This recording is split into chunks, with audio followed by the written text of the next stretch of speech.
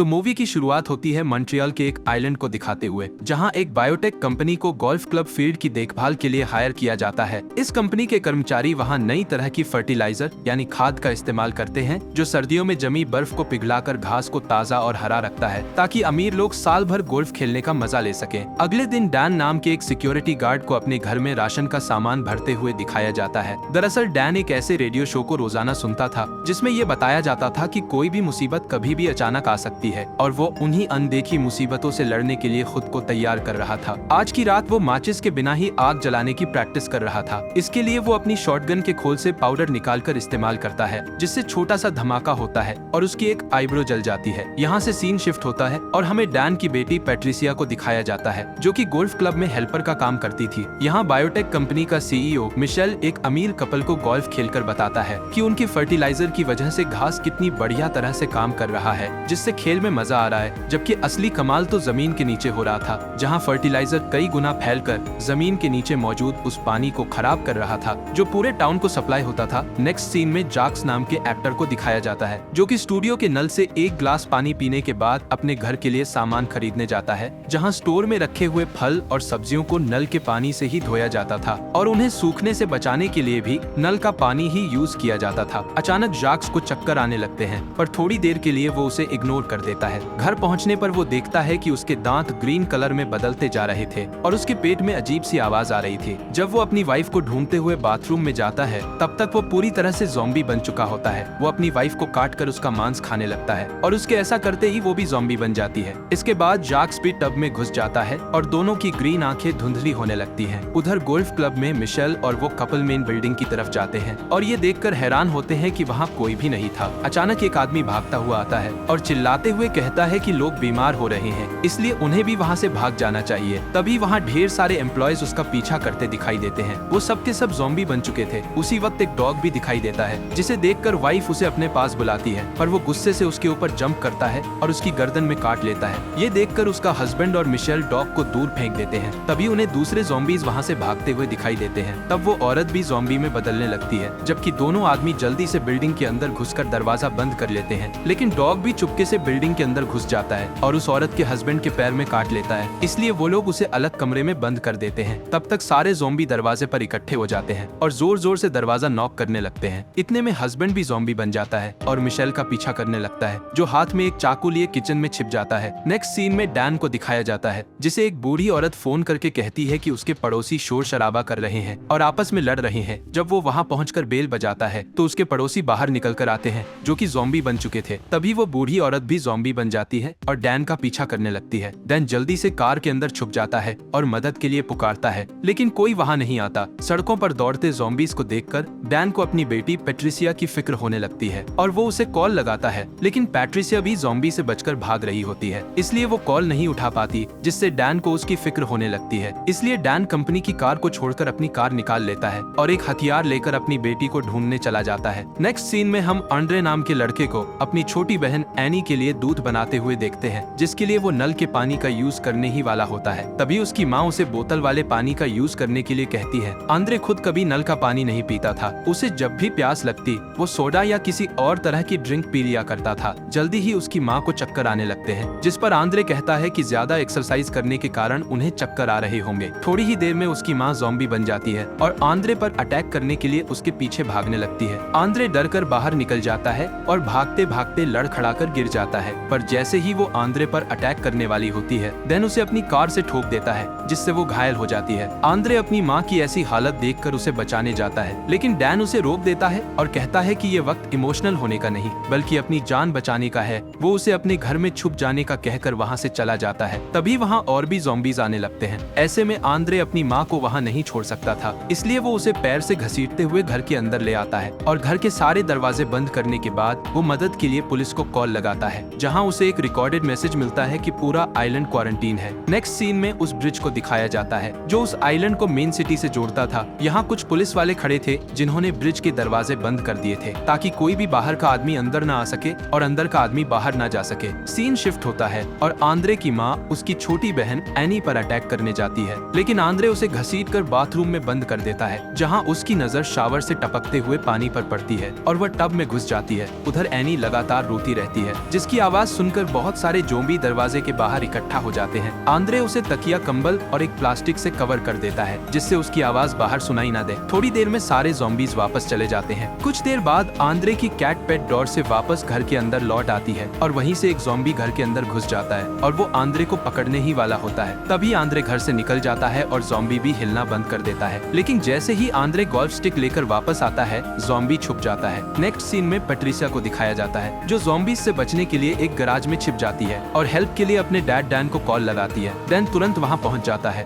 और देखता है कि गराज के बाहर ढेर सारे ज़ॉम्बीज मौजूद हैं। वो अपना चाकू निकाल लेता है और उससे कुछ ज़ॉम्बीज को मार डालता है और कुछ को जमीन पर गिरा देता है। इसके बाद वो अंदर जाता है। उसी वक्त ब्रिज पर मौजूद पुलिस वाले वहाँ से हट जाते हैं क्योंकि मिलिट्री वाले ज़ॉम्बी से अफेक्टेड एरिया को बॉम्ब से उड़ाने लगते हैं। इससे पूरे टाउन में पावर कट हो जाता है। अगली सुबह एनी की आया काम पर आने के लिए ब्रिज के पास पहुंचती है तो देखती है कि वो टूट चुका है। इस बीच आंद्रे अपने घर की खिड़की से ज़ॉम्बीज का वीडियो बनाने लगता है और उसी वक्त नेट पर प्रेस कॉन्फ्रेंस दिखाया जाता है जहां रक्षा मंत्री लोगों को बताता है कि हम लोगों ने आइलैंड की सुरक्षा की खातिर ब्रिज को डिस्ट्रॉय कर दिया है और अभी स्थिति नियंत्रण में है। तभी आंद्रे के फोन की बैटरी डाउन हो जाती है। इसके बाद वो अपनी माँ को चेक करने के लिए अंदर जाता है और देखता है कि उसकी माँ ग्रीन कलर के चिपचिपे मटेरियल से ढक गई है। अचानक उसकी माँ एनी पर अटैक करने लगती है। तब आंद्रे उनका ध्यान बटाने के लिए शोर करने लगता है और उनकी फेवरेट सब्जी को उनके सामने हिलाने लगता है जिससे अट्रैक्ट होकर उसकी माँ उसके पीछे भागने लगती है। ऐसा करते करते वो दोनों लिविंग रूम में पहुंच जाते हैं जहां गलती से उसकी माँ टीवी स्टैंड से टकरा जाती है और टीवी उनके ऊपर गिर जाता है जिससे उनकी मौत हो जाती है। दुखी मन से आंद्रे अपनी माँ को वापस बाथरूम के अंदर ले आता है और देखता है कि उनके जख्मों पर घास उगने लगे थे। फिर वो उनके फोन को उठाता है लेकिन वो फोन भी टूट चुका था। इसके बाद आंद्रे एक सीढ़ी लेकर सामने के दरवाजे से बाहर की तरफ देखता है जहाँ ढेर सारे ज़ॉम्बीज खड़े थे जैसे कि वो उसी के बाहर आने का इंतजार कर रहे हो। अब वो भी घर के अंदर रहकर थक चुका था, इसलिए वो एनी को बेबी कैरियर में डालकर हाथ में गोल्ड स्टिक लेकर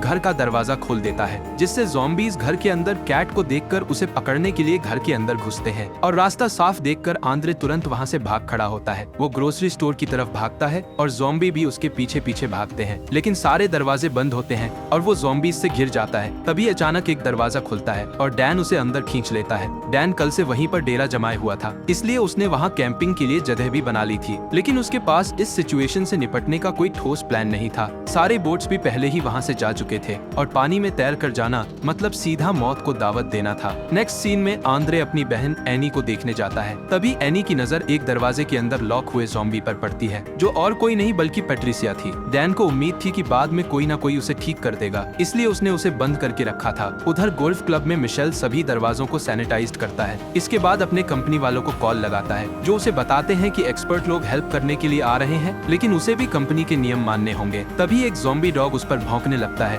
जिसे वो लात मारकर भगा देता है। यहाँ इस बात का खुलासा होता है कि उसने अपने एक दोस्त का मर्डर भी किया था। उधर स्टोर में डैन आग जलाने की कोशिश में नाकाम हो जाता है। तब आंद्रे लाइटर यूज करके आग जला देता है। खाना खाते वक्त वो लोग डैन के फेवरेट रेडियो शो को सुन रहे होते हैं जिसमें ज़ॉम्बी अटैक के लिए आतंकवादियों को जिम्मेदार ठहराया जाता है। उस शो का होस्ट रक्षा मंत्री का इंटरव्यू लेता है जो सभी सवालों का गोलमोल जवाब देता है, जिससे होस्ट को शक होता है कि कहीं गवर्नमेंट ज़ॉम्बीज से निपटने के लिए लोगों की जान की बलि ना चढ़ा दे। तभी डैन रेडियो स्टेशन में फोन लगाकर उन्हें बताता है कि कुछ लोग बचे हैं जिन्हें हेल्प की जरूरत है, जिस पर होस्ट कहता है कि दुनिया के बाकी लोग नहीं चाहते कि हर जगह इन्फेक्शन फैले, इसलिए वो पहले उससे पूरी जानकारी लेता है कि वो लोग कहाँ हैं और क्या कर रहे हैं। उसकी बकवास से चिढ़कर डैन फोन रख देता है। इसके बाद डैन और आंद्रे मिलकर इन्फेक्शन फैलने का रीजन जानने की कोशिश करते हैं ताकि वैक्सीन बना सके। आखिरकार डैन इस नतीजे पर पहुंचता है कि पानी की वजह से इन्फेक्शन फैला है क्योंकि जितने भी लोग ज़ॉम्बी बने थे उन सब ने नल का पानी पिया था। लेकिन डैन अपने पागलपन के कारण कभी भी नल का पानी नहीं पीता था क्योंकि उसे हमेशा डर लगता था कि कहीं टेररिस्ट लोग पानी में जहर न मिला दें। कुछ देर बाद वो तीनों स्टोर से बाहर निकलते हैं। वो लोग पैट्रिसिया को भी साथ लेकर जाते हैं जिसके सर पर एक पिंजरा लगा होता है ताकि वो किसी को काट न ले।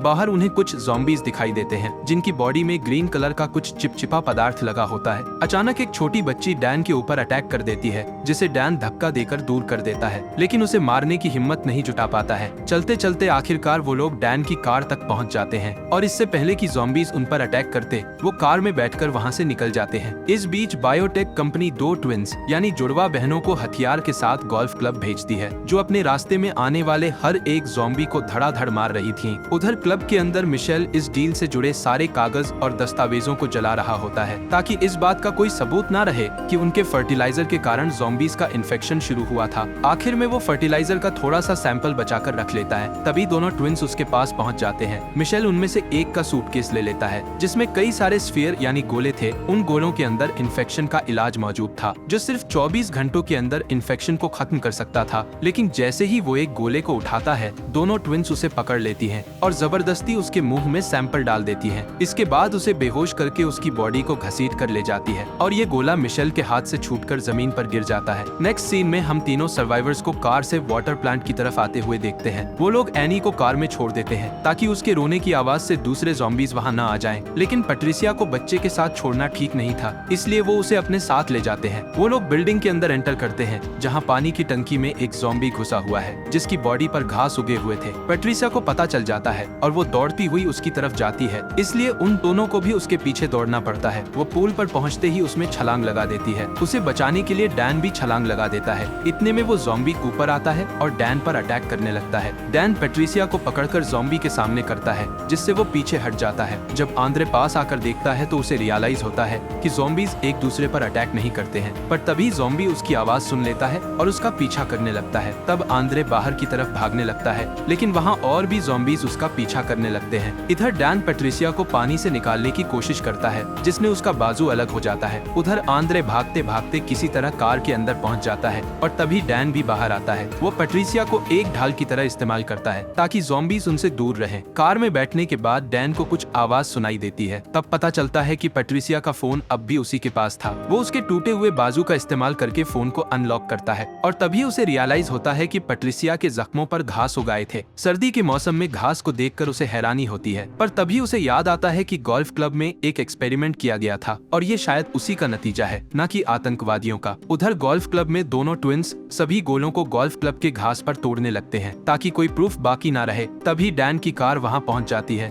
और वो लोग उस अजीब से धुएं को नोटिस कर लेते हैं। आंद्रे फोन निकालकर सब कुछ रिकॉर्ड करने लगता है। इसके बाद वो लोग फ्रंट डोर की तरफ जाते हैं, लेकिन वो लॉक होता है। तब डैन अंदर जाने के लिए दूसरा रास्ता ढूंढता है। वो छत पर चढ़कर अंदर घुस जाता है और दरवाजा खोल देता है ताकि बाकी लोग भी अंदर आ जाएं। उसके बाद पैट्रिसिया को एक स्टोरेज रूम में बंद कर देता है, जबकि आंद्रे चेयर्स की हेल्प से एनी के लिए सोने का इंतजाम करता है। उसके बाद डैन और आंद्रे पूरी बिल्डिंग की छानबीन करते हैं। तभी उन्हें वो डॉग दिख जाता है जो अभी तक जिंदा था और उसकी पूरी बॉडी में घास उग आई थे। ठीक तभी डैन को चक्कर आने लगते हैं। उधर एनी भी जोर जोर से रोने लगती है। तब आंद्रे उसे चुप कराने के लिए दौड़कर उसके पास जाता है और देखता है कि वो अपने बिस्तर से गायब थी। इधर आंद्रे अपनी बहन को ढूंढ रहा होता है। उधर डैन अंधेरे गलियारे की तरफ जाता है जहां जमीन पर कुछ बॉम्ब पड़े हुए थे जिससे बिल्डिंग उड़ सकती थी। अब तक उसकी तबीयत भी बिगड़ने लगी थी, लेकिन वो हिम्मत नहीं हारता और उस रूम तक पहुंच जाता है जहां सारे बॉम्ब टाइमर से कनेक्टेड थे। अब तक डैन काफी कमजोर हो चुका था, इसलिए वो चक्कर खाकर गिर जाता है और उसे उठने में दिक्कत होती है। तब वो पैट्रिसिया के टूटे हुए हाथ से टाइमर को ऑफ कर देता है। तभी उसकी आंखें भी ग्रीन होने लगती हैं। इधर बिल्डिंग के बाहर खड़ी ट्विंस देखती हैं कि काफी वक्त गुजरने के बाद भी बिल्डिंग ब्लास्ट नहीं हुई थी, इसलिए वो चेक करने के लिए अंदर जाती है। उन्हें किचन के अंदर एनी दिख जाती है। वो लोग उसे फर्टिलाइजर खिलाकर वहाँ से चले जाते हैं। उधर आंद्रे अपनी बहन को ढूंढते हुए उस रूम तक पहुँचता है जहाँ ज़ॉम्बी बना हुआ मिशेल बंद था। ये देखकर वो दूसरी तरफ जाता है और वहाँ उसे अपनी बहन मिल जाती है, जिसे लेकर वो जाने ही वाला होता है कि दोनों ट्विंस उसका रास्ता रोक लेती हैं। उनमें से एक एनी का मुंह बंद कर देती है